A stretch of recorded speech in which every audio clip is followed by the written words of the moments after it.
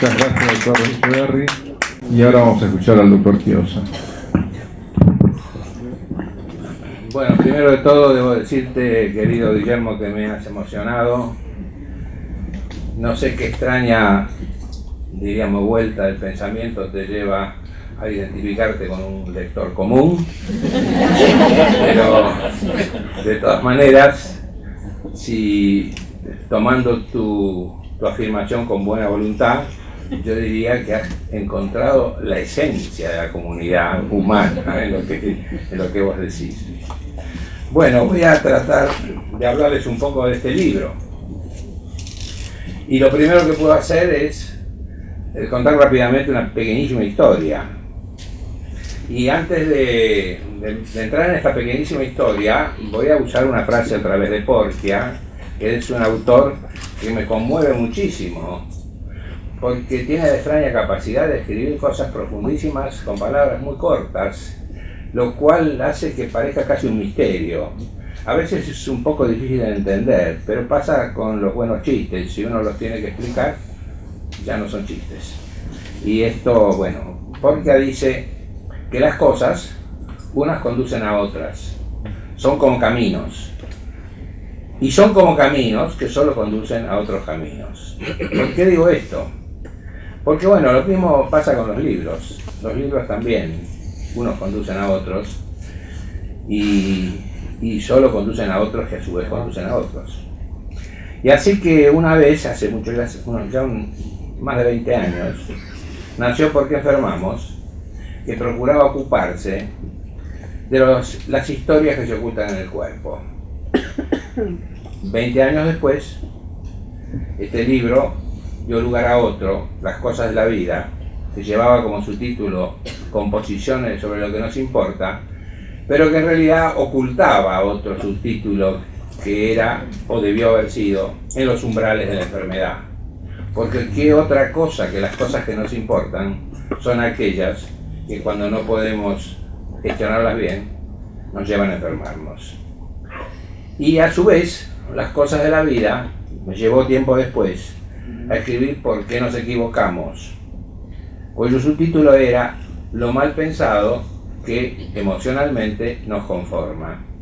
Y justamente porque este libro procuraba ocuparse de aquellas equivocaciones que no tienen vuelta atrás y que determinan una bifurcación en nuestra vida que después tenemos que asumir. Y a su vez, el próximo libro que surgió de ahí es este que estamos presentando esta noche, El interés en la vida, que en realidad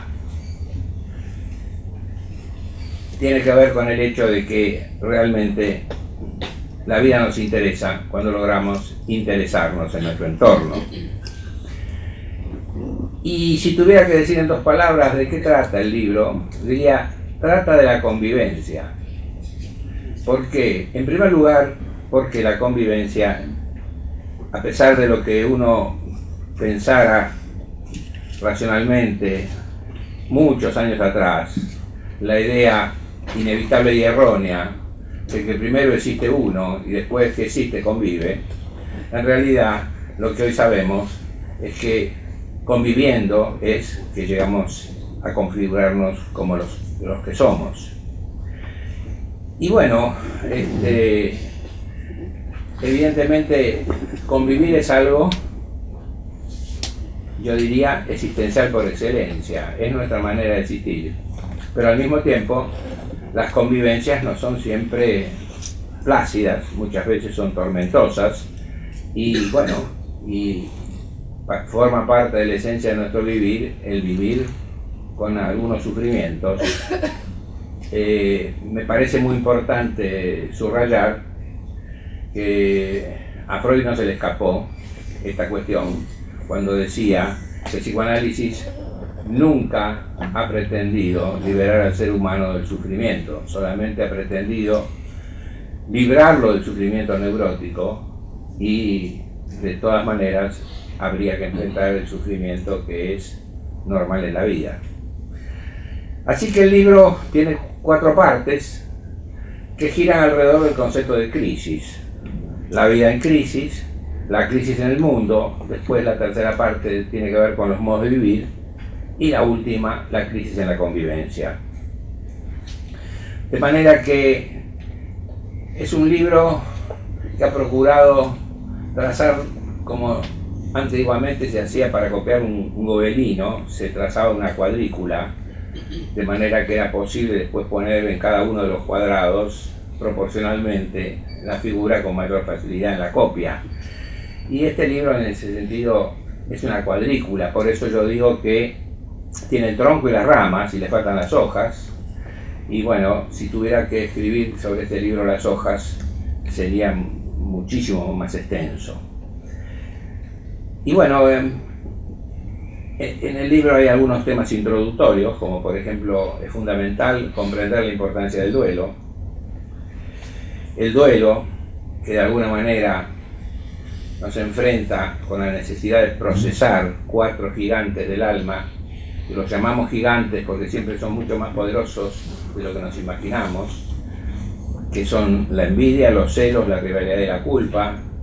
Y también el duelo nos enfrenta con la necesidad de comprender que tenemos que aprender a conocer las 3 coartadas que nos arruinan el duelo, y junto con arruinarnos el duelo nos arruinan la vida, que son la prestidigitación maníaca, la explosión melancólica y la irresponsabilidad paranoica.